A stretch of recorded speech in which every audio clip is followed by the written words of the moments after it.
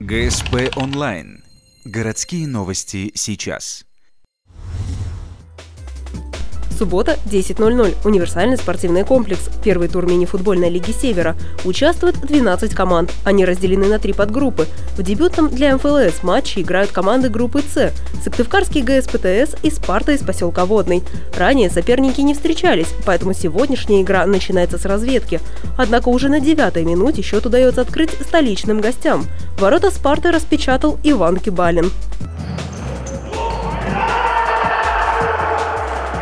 Когда до конца первого тайма остается чуть больше 3 минут, Спарта берет тайм-аут.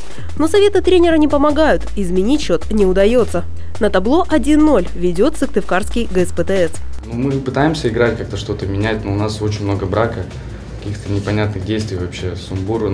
Сейчас тренер, сейчас перерыв, тренер, наверное, даст какие-то решения, чтобы предпринять. И во втором тайме все изменится, я надеюсь, все сложится к лучшему. Второй тайм проходит несколько динамичнее, но остаются неточность передач и бросков по воротам. На 4-й минуте возникает опасный момент у ворот Спарты, но игрок ГСПТС попадает в штангу. Тем не менее, сыктывкарцы все же смогли чуть позже дожать Спарту. Второй гол в ворота воднинцев отправляет Денис Веселков. Матч оканчивается со счетом 2-0. Первая победа за сыктывкарцами. Наверное, комбинационный футбол не получился. Выиграли на характере.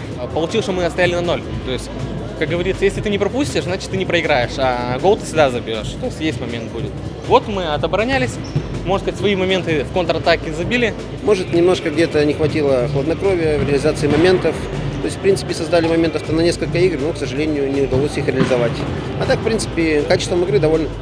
Игры первого тура в рамках мини-футбольной лиги Севера продолжаются. По его результатам команды будут разбиты на 3 дивизиона – золотой, серебряный и бронзовый. Финальные матчи состоятся в феврале, тогда и определятся сильнейшие команды республики.